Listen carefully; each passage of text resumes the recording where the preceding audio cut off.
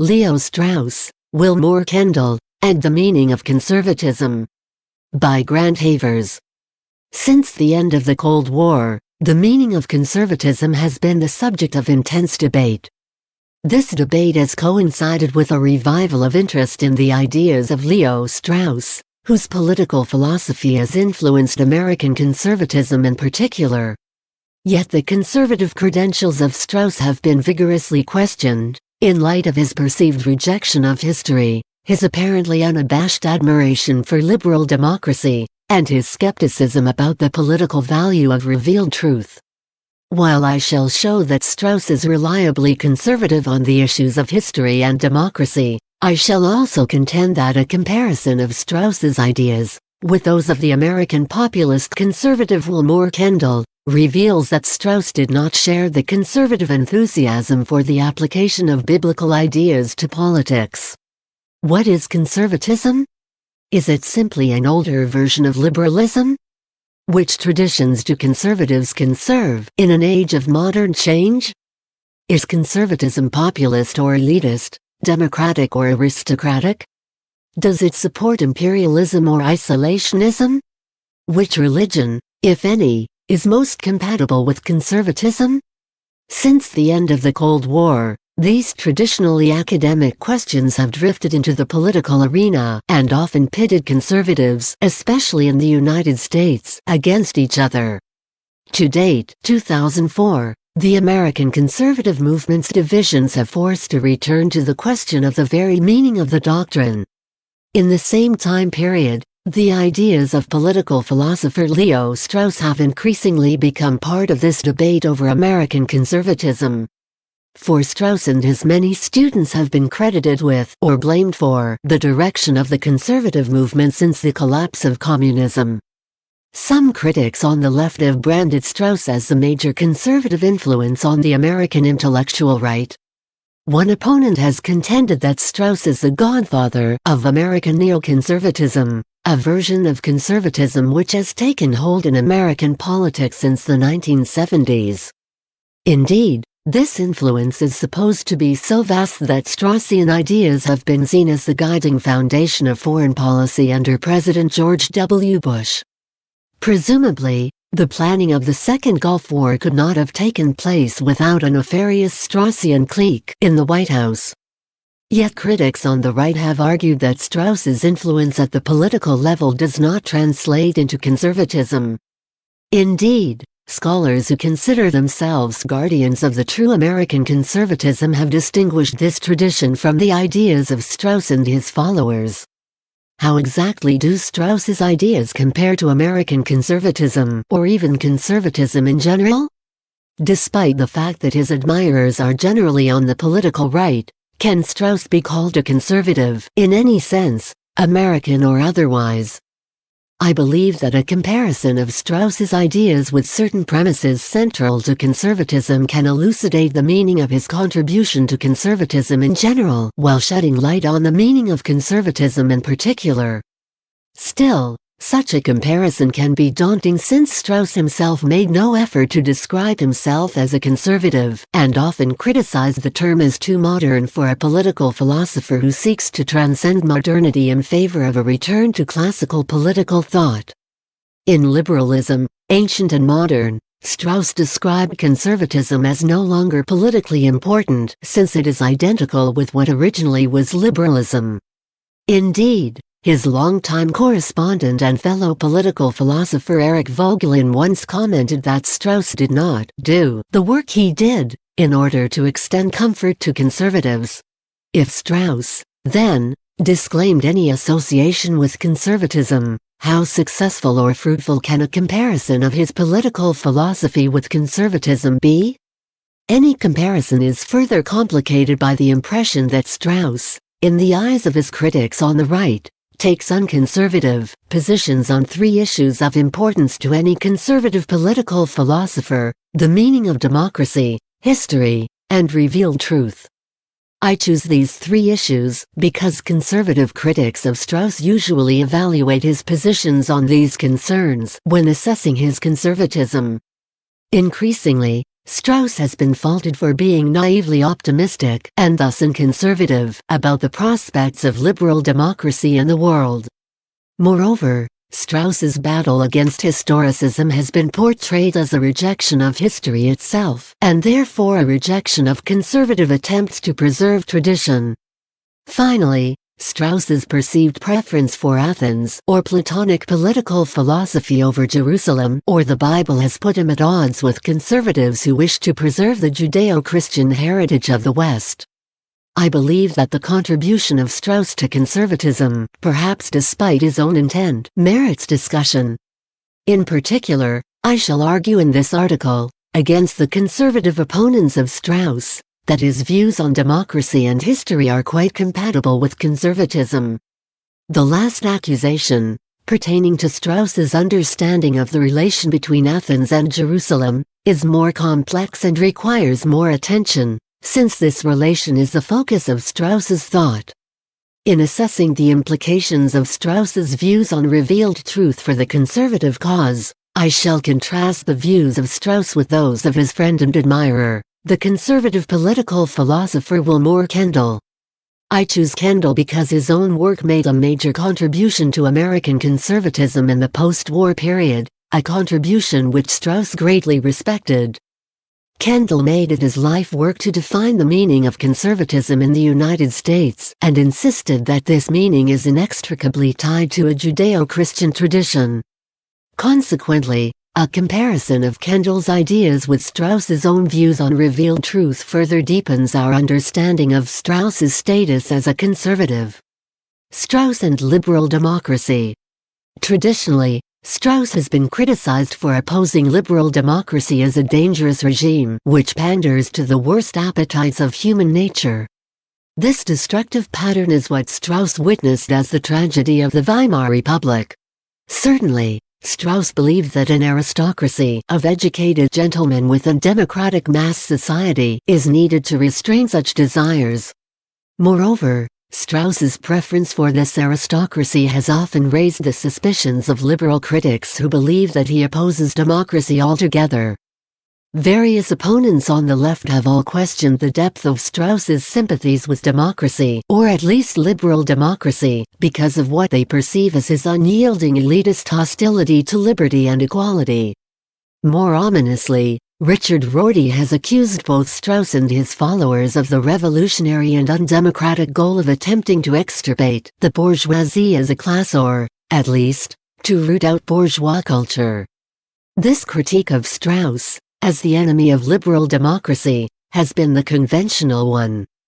Yet in the past few years this argument has been countered by a radically opposite criticism, that Strauss enthusiastically and wrongly supported the establishment of liberal democracy around the world.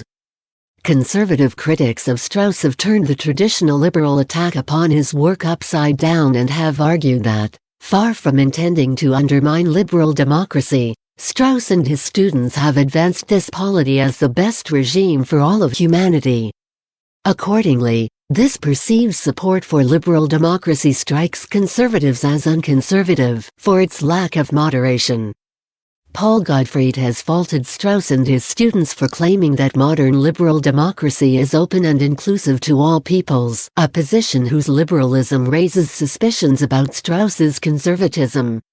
In contrast to the traditionally exclusivist conservative approach to immigration, Gottfried writes, another view expressed most forcefully by the followers of Leo Strauss is that the U.S. is a modern democratic republic, one distinct in almost every respect from ancient popular regimes. Ancient republics were identitarian, sick, and organic, anchoring citizenship in heredity and long shared history. By contrast, modern republics are meant to protect individual material interests and are indeterminately elastic with regard to size and composition. Anyone could or should be able to become a citizen of a modern democracy which recognizes a common humanity, while also reducing it to a material common denominator. Unlike ancient or pre-modern republics, liberal democracy is portrayed as an open vessel receptive to ever-changing social and cultural contents. Gottfried bases his critique of Strauss entirely on the writings of students who have made these claims. Yet, To my knowledge, Strauss himself never contended that a liberal democracy should be inclusive. In fact, as I shall argue below, there is every reason to believe that he lamented this openness of spirit. In a related vein, Claes Rinn has accused the Straussian camp of following a radical neo-Jacobin, or neoconservative, agenda which calls on the United States to force liberal democracy upon all of humanity. The relevant conclusion is that no responsible conservative could ever hold such positions, and therefore Strauss is not a real conservative. While Rinn is careful to make a distinction between what Strauss believed and what his students believe in his name, he nevertheless takes aim at a central premise of Strauss's philosophy for advancing an unconservative agenda. There is a clear connection between a Straussian anti-historical, abstract notion of natural right and the neo-Jacobin fondness for what it considers universal principles. Liberal democracy is a timelessly superior regime, according to this interpretation of Strauss's ideas. Since Strauss's positions on the difference between history and natural right merit a separate section, I shall not discuss them here. Yet it is significant to observe at this point that Gottfried and Rinn agree that Strauss believes in a regime which is liberal and democratic, universally accepting of all, and therefore best for humanity. Presumably, Strauss is the inspiration behind the agenda that, Rinn contends, constitutes the Bush administration's policy of imposing this regime upon much of the world. Rinn does not cite any text of Strauss which could support this position, although he alludes to students who have made such claims. Moreover, there is substantial reason to doubt that he ever held such a view. It is certainly reasonable to assume that Strauss, a refugee from Nazi Germany, preferred liberal democracy to tyranny. Yet these authors provide no evidence that Strauss himself ever had naive sentiments about the viability of democracy. They usually cite the comments of Strauss's students, who perhaps show more enthusiasm about democracy than the master ever did. Even a cursory glance at his writings reveals that Strauss was extremely cautious in his hopes for democracy, and certainly never took its survival for granted. In his preface to Spinoza's Critique of Religion, Strauss specifically targets the liberal democracy of Weimar Germany for being so open and inclusive in intent that it allowed racist demagogues to discriminate against Jews. The tolerance of private freedom under liberal democracy ironically and tragically threatens the survival of vulnerable minorities. Strauss soberly comments that the liberalism which Weimar represented stands and falls by the distinction between state and society, or by the recognition of a private sphere protected by the law, but impervious to the law, with the understanding that, above all, religion as particular religion belongs to the private sphere. As certainly as the liberal state will not discriminate against its Jewish citizens, as certainly is it constitutionally unable and even unwilling to prevent discrimination against Jews on the part of individuals or groups. Given the intrinsic weakness of liberal democracy against the worst impulses of human nature, Strauss believed that this type of regime was incapable of surviving a challenge like that posed by Hitler's National Socialists. The universal freedom and inclusiveness of liberal democracy paved the way for catastrophe. For this reason, Strauss supported the usage of classical ideas which preceded modern liberalism in order to shore up this fragile regime. While he offered no comprehensive prescription for the woes of liberal democracy, Strauss believed that liberal education, based on a knowledge of classical political science, can at least encourage a form of excellence that contrasts sharply with mass culture and its demagogic tendencies. Liberal education is the ladder by which we try to ascend from mass democracy to democracy as originally meant. Liberal education is the necessary endeavor to found an aristocracy within democratic mass society. Liberal education reminds those members of a mass democracy who have ears to hear, of human greatness. Strauss made it clear throughout his writings that liberal democratic universalism threatens to drown its citizens in mediocrity, with often lethal consequences. In offering a version of freedom undisciplined by education in classical virtue, the citizens of liberal democracy could lash out against the regime itself. The triumph of the universal homogeneous state, of which Strauss warned in his dialogue with the French Hegelian Alexandre Kojèvin on tyranny, reduces any idea of excellence to this fate. This state is a true tyranny which threatens the survival of philosophy through its ideology of egalitarian leveling and mediocrity. Only true men who embrace the natural inequality of excellence will have the courage to rise up against it. Therefore, despite the conservative attack on Strauss as a naive defender of liberal democratic universalism, he relentlessly cautioned that the survival of this regime is not to be taken for granted. The political philosopher must value the freedom of this regime while recognizing its fragility. We are not permitted to be flatterers of democracy precisely because we are friends and allies of democracy. Strauss's reluctance to support liberal democracy unconditionally seems no different from the conservatism which Rinn and Gottfried endorse. Despite his liberal critics, Strauss was not an unconditional opponent of liberal democracy. Contrary to his conservative critics, he was not a naive cheerleader in turn. Strauss, Historicism, and History. Strauss is famous for his unrelenting attack on historicism and the social sciences. Readers familiar with this argument are well aware that Strauss saw in historicism the vulgar modern attempt to bury eternal truth beneath the chaotic and contradictory flux of progress. The overcoming of historicism was essential to the recovery of classical political science. Classical natural right supports the eternity of truth understood platonically over the flux of convention and opinion. Historicism dogmatically celebrates the changing and thus valorizes the new and the modern march of progress automatically at the expense of the ancient. Historicism cannot even justify its own existence, since, historically, it is a mirror of its own ephemeral context.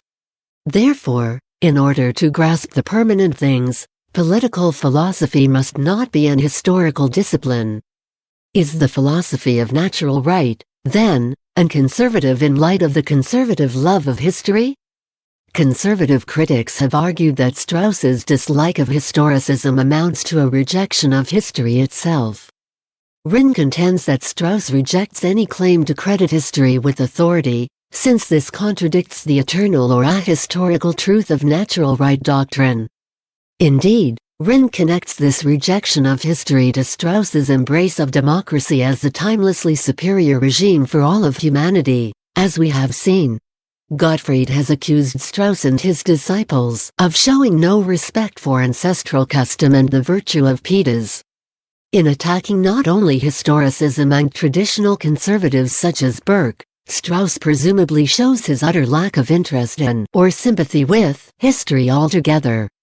In dispensing with historical consciousness, Strauss opens the door to an anti-traditional conservatism which he himself might well have deplored, since it has led to support for flawed regimes such as liberal democracy, on ahistorical grounds. Certainly, it is correct that Strauss linked historicism and Burkean conservatism. Burke is thoroughly modern in his rejection of eternal truth while favoring traditional convention. Even some of Strauss's more sympathetic readers have concluded that Strauss rejected history. Hans-Georg Gadamer suggested that Strauss's apotheosis of nature, naturalness and natural law has led to an impotently doctrinaire critique of history. Ted McAllister has claimed that, for Strauss, history often stands for historicism.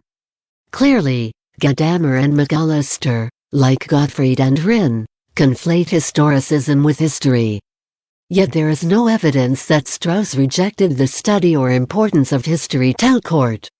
Strauss was only too painfully aware that history matters, having been raised as an Orthodox Jew in an age of persecution. As David Myers has argued, Strauss treated historicism as a threat to everything traditional which conservatives might admire. Since historicism denies the ultimacy of truth, Weimar Jews such as Strauss concluded that historicism may upend a noble tradition worthy of veneration, such as Judaism. Indeed, the most central premise of Strauss's esotericism is that philosophers must be ever mindful of their historical context in order to write with caution about their subject. Socrates, according to Strauss, lacked this caution when he openly questioned the conventions of Athens. The preservation of convention, tradition, is essential for the survival of political philosophy. Strauss was insistent that philosophers be vigilant of their time and live in it accordingly, without openly provoking the powers that be. Philosophers must also begin with the opinions of their time as a foundation for dialogue with those who are not philosophically inclined. At the conclusion of The City and Man, Strauss sings the praises of historian Fustel de Coulanges for his contribution to understanding the pre-philosophic city, the real city of necessary convention and traditions, which a philosopher must be keen to understand and even appreciate. Strauss consistently emphasized that Plato, haunted by the fate of his teacher, taught that the true philosopher must conform to the conventions of his regime while secretly questioning the same among an audience of a wise few. Strauss wrote, "The difference between the way of Socrates and the way of Plato points back to the difference between the attitude of the two men toward the actual cities. The crucial difficulty was created by the political or social status of philosophy. In the nations and cities of Plato's time, there was no freedom of teaching and of investigation. Socrates was therefore confronted with the alternative, whether he should choose security and life, and thus conform with the false opinions and the wrong way of life of his fellow citizens, or else nonconformity and death. Socrates chose nonconformity and death. Plato found a solution to the problem posed by the fate of Socrates, in founding the virtuous city and speech. Only in that other city can man reach his perfection.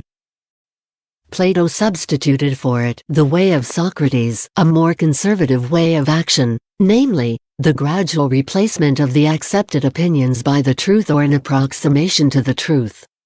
This awareness of the need to preserve the ways of tradition suggests that Strauss is sufficiently conservative. Indeed, Strauss's position on the bold speech of Socrates is no different from that of Richard Weaver, a central figure in post-World War II American conservatism.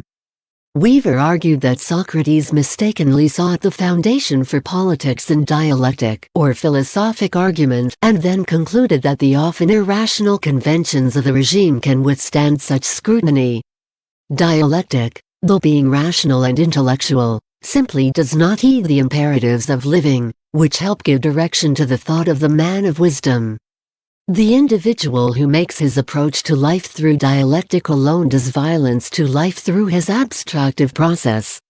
At the same time, he makes himself antisocial, because his discriminations are apart from the organic feeling of the community for what goes on. By this analysis, the dialectician is only half a wise man, and hence something less than a philosopher king, inasmuch as he leaves out the urgent reality of the real, with which all rulers and judges know they have to deal. Weaver's celebration of rhetoric, or speech which pays lip service to the conventions of a polity, is identical to Strauss's defense of Plato's conservative way. In contrast to his image in the eyes of his critics on the right, Strauss respects the need for ancestral custom and pietas. If readers of Strauss identify tradition with convention, then Strauss's views on the preservation of convention sound distinctly conservative. In advising this vigilant posture, Strauss was far from devaluing history. Yet historicism demands more than such an awareness. Historicism requires utter acceptance of the movement of history, and an embrace of its authority alone. The danger of this view, according to Strauss, is that truth becomes a mere image of its time, without any absolute standard on which to build. Ethics then becomes mere convention, politics mere will to power, and slavish acceptance of the novelty of change the standard attitude, as there is no natural foundation left to ground any claims to truth.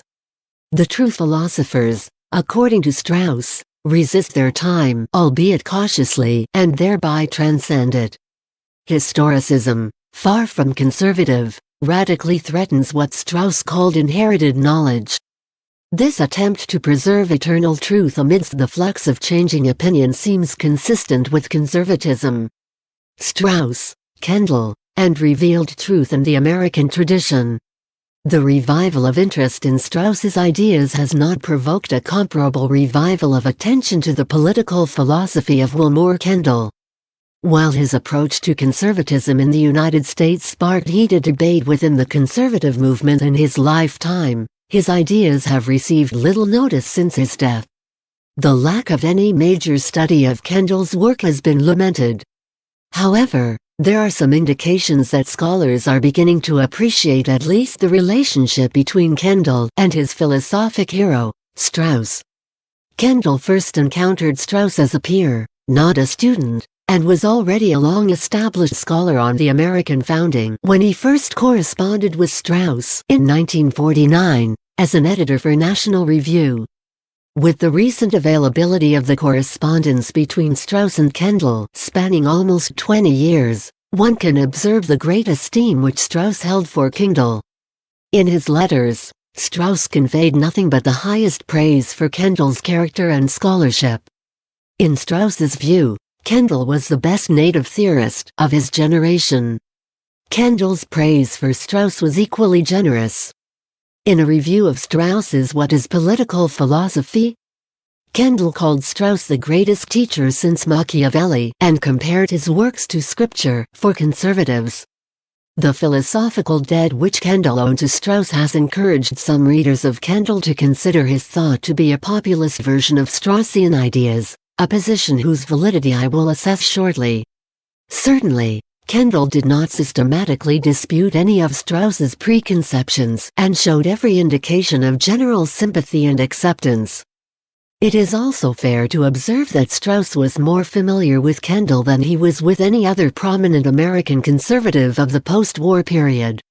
For these reasons, a comparison of Strauss and Kendall is appropriate. Nevertheless, at least one caveat is in order. Kendall's conservative credentials often have been as hotly disputed as those of Strauss. Indeed, Kendall has often been portrayed as a figure whose majoritarian populism or faith in the wisdom of the American people to decide the workings of their political system places him beyond the respectable mainstream of American conservatism. For this reason, Kendall has been labeled an ultra-conservative as well as a prophet of the demagogic New Right of the 1970s and 1980s. Harry Jaffa, a student of Strauss who debated with Kendall over the meaning of the American founding, wrote in a posthumous piece on Kendall that his opponent's version of American conservatism was actually a distinctive American fascism, or National Socialism. Another student of Strauss, George Anastaplo, has questioned the immoderation of Kendall's attack on liberalism. Certainly, Kendall's brash style and philosophical love of Rousseau caused unease among traditional conservatives like Russell Kirk.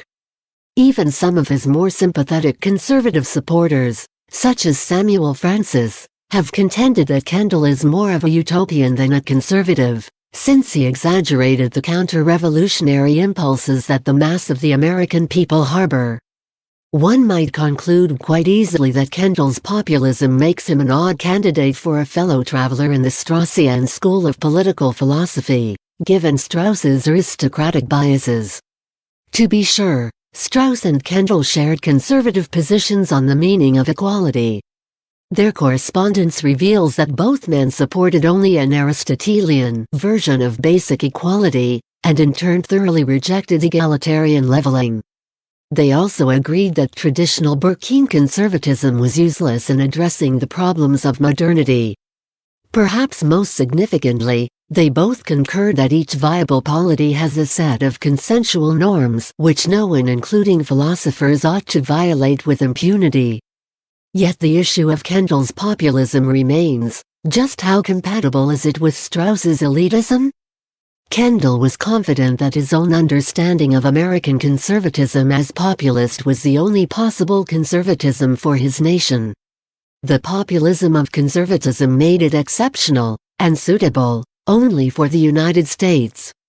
For this reason, Kendall clashed with opponents of populism such as Russell Kirk. Yet it is obvious from Strauss's writings that a love of populism is absent. Strauss's own reading of the American founding recognized the need for aristocratic restraint of the people, even though he doubted that a commercial elite could successfully inculcate virtue among the people. As we have seen, Strauss also doubted that conservatism was any different from liberalism in origin, a thesis that Kendall repudiated throughout his work. Students of the relation between Strauss and Kendall are divided over the precise debt that Kendall owed to Strauss.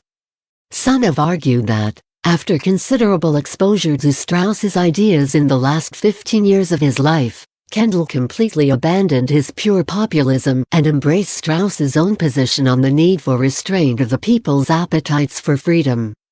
John Alvis speculates that, from Strauss, Kendall could have learned that his majoritarian premises were not only less than self-evident, but, at least from the perspective of an estimable tradition of great political thinkers, quite evidently false. Others have argued that Kendall neatly synthesized Strauss's philosophy with his own. Shadia Drury writes that Kendall's populism is a Straussian populism that is peppered with a strong elitist element. Still others have argued that Kendall only qualified as populism under Strauss's influence. George Nash contends that Kendall eventually offered a special blend of populism and elitism, although he always said yes to the people. Samuel Francis writes that only in his last years did he incline to the flirtation that a select minority must keep the people virtuous, and to the natural rights theory put forward by Leo Strauss. Which of these positions is correct? Did Kendall modify, adulterate, or suspend his populism, based on his exposure to Strauss's ideas? Certainly, he warmed to the idea of a select minority guarding ancient republican virtues in his later years. Indeed, he learned as much from Richard Weaver as he did from Strauss about the need for this minority to keep the people virtuous. Still, how deep was this elitist stance on his part? In essay after essay composed during the period in which he was exposed to Strauss's ideas, 1950s to 1960s, Kendall shows no sign of a strong belief in elitism. In a polemic attacking the traditional conservatism of Clinton Rossiter, Kendall targeted the part-time sage of Ithaca for his belief in aristocracy as necessary to the American polity. Kendall pointedly observed that it was the American tradition to choose the best men, not to install an aristocratic elite hostile to majorities. According to Kendall, whatever the elitist pretensions of the Federalists, Madison and Hamilton knew that there was nothing to fear from the popular majority. Indeed, the Federalist Papers, as Kendall interpreted them, recognized that the American system of checks and balances restrains unjust majorities, but poses no obstacles to a widespread popular movement demanding something just. In short, while the American Republic requires virtuous men who restrain the injustice demanded by the majority, nothing can or should restrain the justice demanded by the majority. My reading of Kendall's ideas on the founding would then suggest that this populist philosopher displayed little support for an elite which restrained the popular majority in general, and therefore at most modified his populism under the influence of Strauss. Still, Kendall's views may not seem entirely incompatible with Strauss's. After all, why would Strauss want the majority restrained if they demand justice? Yet which type of justice did Kendall have in mind? The answer to this question lies in Kendall's understanding of the biblical foundations of America. Indeed, Kendall's populism was deeply rooted in his biblical faith. In the Judeo-Christian heritage of America, Kendall saw the rationale for its politics, as he understood the traditions of his nation. The people can be trusted with authority as long as they retain their faith in God. This position at least puts Kendall in the mainstream of much American conservative thought. Indeed, the uniqueness of American conservatism lies in this biblical foundation. Throughout his writings, Kendall contended that the most important issue between American conservatives and liberals is the relation between reason and revelation.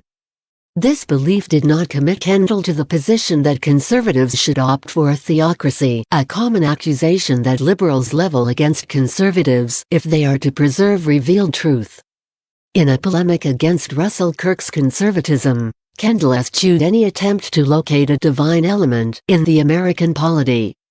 Nevertheless, his last work, The Basic Symbols of the American Political Tradition, which he co-authored with George W. Carey, makes abundantly clear that the overtly Christian principles of the Mayflower Compact 1620 persist as an influence upon the original intent of the American founding of the late 18th century. While it was never the message of America's traditions to identify the legislature with God, it was intended that the people be the guardians and practitioners of Christian virtue.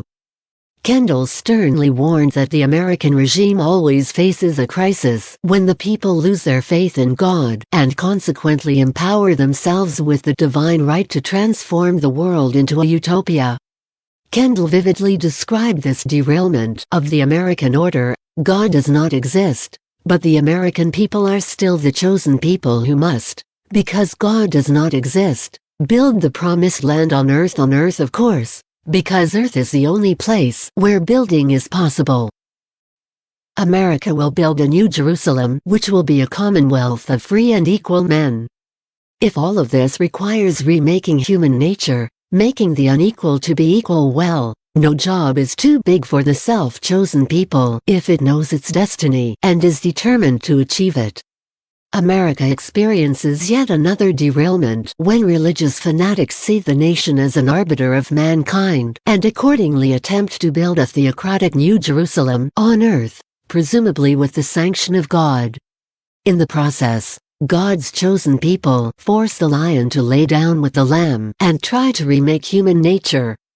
Yet Kendall is certain that these two versions of the chosen people ideology are false representations and betrayals of the American founding and its underlying biblical faith. Kendall, like Strauss or any conservative, opposed egalitarian leveling, and attributed the rise of this movement in America, as represented by liberal social engineers, to an erosion of true faith in God. A faith which persisted only if the American people stayed humble with respect to what they could accomplish politically. As long as the people refrain from playing God by attempting to fulfill the impossible dream of equality for all, the American regime will not founder. The people will be virtuous if they remain true to this Christian picture of man. Presumably, an American Socrates should not openly question this orthodoxy. What are Strauss's views on the political implications of revealed truth? Certainly, he wrote extensively on the relation between Athens and Jerusalem and gave the impression that he respected both equally. In fact, Strauss went so far as to claim that reason cannot refute revelation.